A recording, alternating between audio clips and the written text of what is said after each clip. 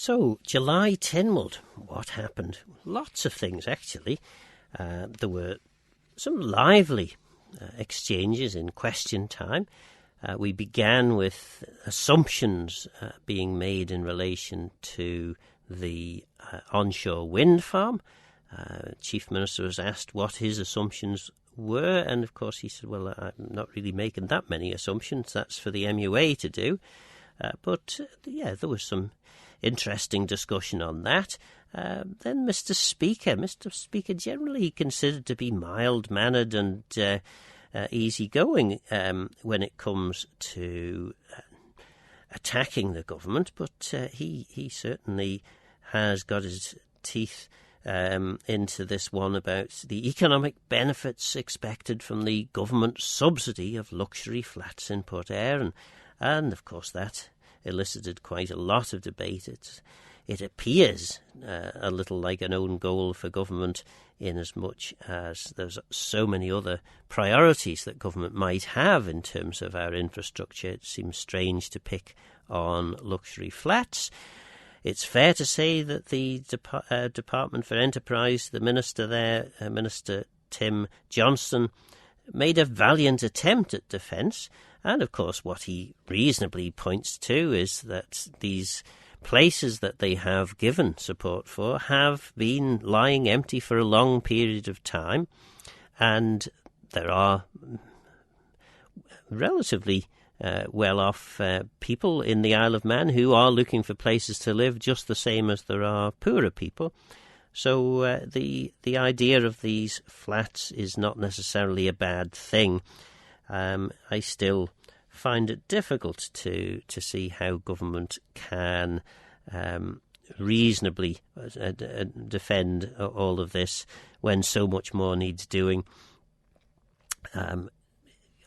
No doubt it makes economic sense to do this, but it's always going to be a difficult one. They're hiding to nothing, really, in terms of defending this with the public. And then the other one was the ending of the mid-rent pilot scheme. These were the three starred questions on the question paper. There were a variety of other questions, of course, as ever. The recruitment to the steam packet was one in which it's fair to say was a forerunner or forewarning us, perhaps, of a lively debate to come. There was various other questions about steam packet, immigration, school suspension policy, what action is being taken in relation to diseased ash trees, and a range of other items. The President started off well, President Lawrence Skelly, by suggesting to members that rather than making statements and having debates, that they stick to asking questions. However, the 35, I think it was, 35 questions on the order paper. Sadly, only 22 of them were reached when the allotted time ended. The Chief Minister was then successful in putting forward a motion that the remaining questions be taken after the main business of the Tynwald order paper was complete, and that was agreed. So up to question 22 was asked, and we'll cover some of the other questions later on. There was a little spat on the last question in relation to the Sexual Assault Referral Centre. The Minister for Justice and Home Affairs quoted a figure. Ms Edge, who'd asked the question, rebuked her for that and said, no, the figure given in evidence was substantially lower. It subsequently has been proven that the Minister was correct with her figures. So we'll leave the question paper while we then go back onto the order paper, and there were again some interesting items there. The independent review of funding for schools. The Minister was reasonably confident and upbeat in saying that they'd accepted pretty much everything apart from the closure of the, I think there were, 6 or 8 primary schools that had been suggested for closure because they could be, the services they provide could be done more efficiently from larger schools. That was the only recommendation that the department appeared to reject. However, there were many members piling in on that particular debate, and as one of the first debates the minister had to defend in relation to her new role as education minister, she certainly wasn't given an easy ride from the members. Then the development viability study, that was a relatively short debate. That was basically saying that we're not quite ready yet for the community infrastructure levy to be introduced. The development market is not strong, and it was felt that introducing this levy, which effectively is a levy on the profits of developers, to allow for the development of the various bits of infrastructure required. So, for example, if you build a large estate, you'll need to provide facilities for the people who live in that estate. And whereas the developer takes the profit and the money from developing the estate, the government is left with the price tag of developing new facilities such as doctors' facilities, dentist facilities, playgrounds, all the associated stuff that comes from having large housing developments.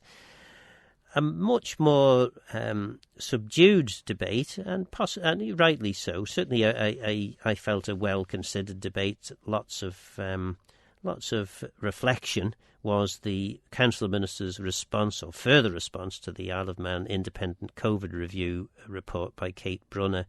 The Chief Minister was apologetic in relation to those people who had been most affected, people who had lost loved ones, the people who had ended up having to pay for their enforced isolation at the Comas Hotel, and of course particularly I think the impact of the various deaths that had occurred.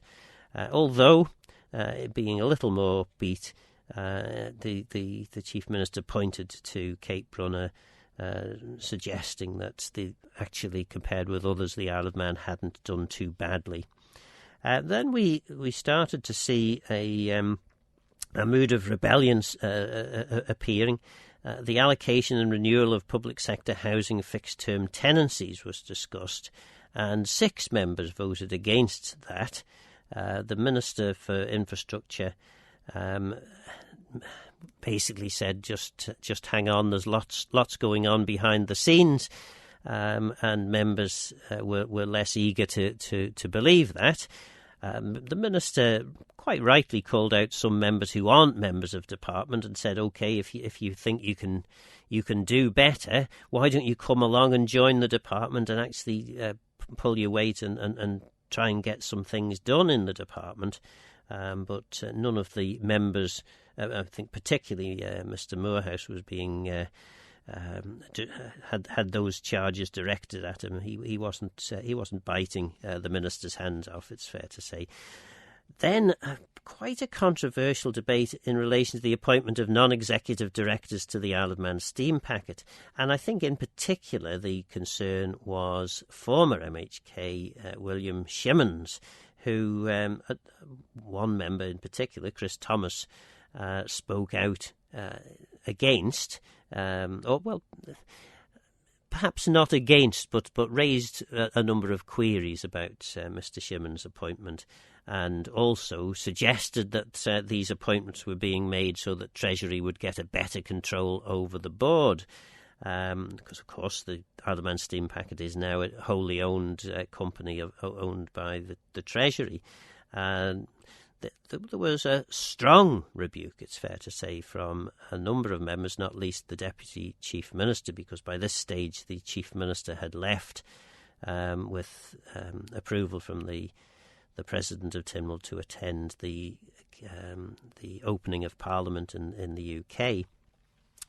So yes, ultimately there was only one member, Jason Moorhouse, who voted against this motion because 4 members left the chamber, and this had resulted in a quite excited whispering exchange between the Speaker and the President. Speaker obviously not happy that 4 members had chosen not to take part in the vote, and those members were Chris Thomas, Claire Christian, Julie Edge, and I think it was Anne Cole that was the fourth. Then we moved on to the bus terminal discussion. That received the support that Ms Farragher was hoping for. There were a few minor amendments to that, but in essence Ms Farragher got Tynwald support. That Tynwald is the opinion that re-establishment of facilities for bus passengers in the island's capital is a priority, and it probably has been for a decade or more. Then Dr Hayward was hoping to get private members' bills placed on the government consultation hub. Now, there is an issue here in relation to government and Parliament, government being separate, very much separate from Parliament, or Tynwald in this case. And whilst Dr Hayward did her best to persuade members that this was a pragmatic response and that other facilities that Tynwald provides were also actually provided through government sources, not least the IT service. So there was already a little bit of a blurring of the lines between government and Tynwald. David Ashford won the day with an amendment. It was 14-7 in Keys, 7-1 in Ledgeco, and his amendment effectively said, actually, no, we'll stick with the status quo. So Dr Hayward's attempt was scuppered. Then Mr Thomas didn't move the Sea Services Agreement because the Minister for Infrastructure promised to publish the necessary documentation on the Sea Services section of the department's website.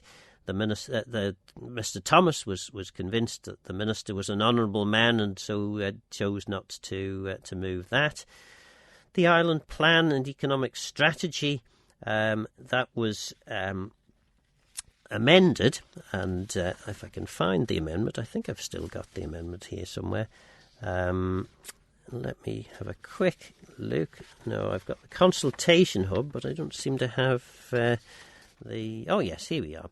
So Dr Hayward's amendment, I think, was successful. Indeed, it was 17-4 in Keys and 8-0 in Ledgeco, and this was to effectively remove Ms Christian's, Claire Christian's motion, the substance of it, and replace it with acknowledge that the medium-term financial plan was published in February as part of the 24-25 annual budget, and the Treasury Minister intends to provide a full update on economic and fiscal position at the October 24 sitting of Tynwald. And I suspect Michelle Hayward, in that instance, was acting as a member of Treasury because the Treasury Minister also had leave of absence for that part of the sitting. Ms Edge had an item on the Audit Advisory Division, and then we got into the orders, and the orders went through without much concern. Then we got back to the question paper, and it is fair to say that at that point, because I had another commitment, I had to duck out, and Christian Jones took over from me in the Tynwald chamber. But there were a range of questions, and it is fair to say that with tea time approaching, the members were a lot swifter in getting that through the remaining, 12 questions? Yes, 12 questions, maybe 13 questions. Those questions were answered. One of the questions, in fact, the first question up was from Mr Moorhouse about what support would be in place to compensate neighbours, landowners and residents in relation to the onshore wind turbines. Mr Wannenberg, the chair of the MUA, basically said, well, there is no compensation scheme in place, and but he said, I'm being completely sincere in this. I will ensure that a proper process is followed. As chair of the MUA, I will ensure that we take seriously the findings of any economic impact assessment. And if the economic impact assessment says that we can't develop here, then we won't. So those were very strong words, I think, from the chair of the MUA. That was, I think, the where my covering of the questions ended, and Christian Jones took over. But there were, again, a range of questions, including a question, and I will mention this as the final parting shot, a question from Mrs. Corlett, who doesn't often raise questions, but she was concerned about to know from the Minister for Infrastructure what action is planned in response to the Living Streets scheme in Douglas. Douglas Central, consultation carried out in 2023. And of course, because I did hear this on the way home in the car, there was quite a lively exchange. The minister said, "Oh well, we're very busy and things will be happening." I think it was in 25-26. But Mrs. Corlett was quite adamant that there had been long enough here. The consultation had been carried out in 2023. The main finding was there was a need for 20 mile an hour speed limit. Residents and many of her constituents basically were saying, well, why can't you just get the 20 mile an hour speed limit introduced? And of course the minister responded by saying, well, it's not quite as simple as just putting a few signs up. You have to then make sure it's enforceable, and you have to make sure that drivers actually pay heed of the 20 mile an hour limit. And that, in a nutshell, was what happened in the July 2024 sitting of Tynwald. Thank you for making it to the end of the Manx Radio newscast. You are obviously someone with exquisite taste. May I politely suggest you might want to subscribe to this and a wide range of Manx Radio podcasts at your favourite podcast provider, so our best bits will magically appear on your smartphone. Thank you.